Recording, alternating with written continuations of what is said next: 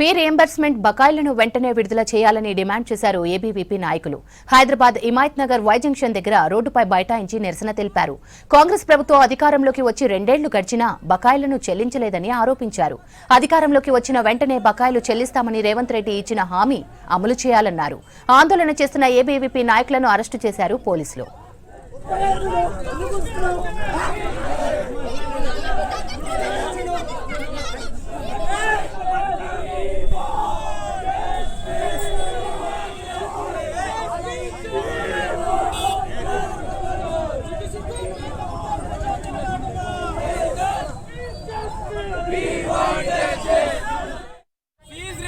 బకాయిలని విడుదల చేయాలని చెప్పేసి ఏబీవీపీ ఆధ్వర్యంలో ధర్నా చేయడం జరుగుతుంది.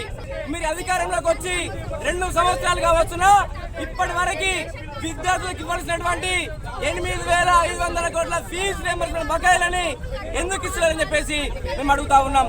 2 ఏళ్లు గడుస్తున్నా ప్రతి బడ్జెట్ లో విద్యాశాఖకి సరైనటువంటి ఏదైతే నిధులు కేటాయించడం లేదు.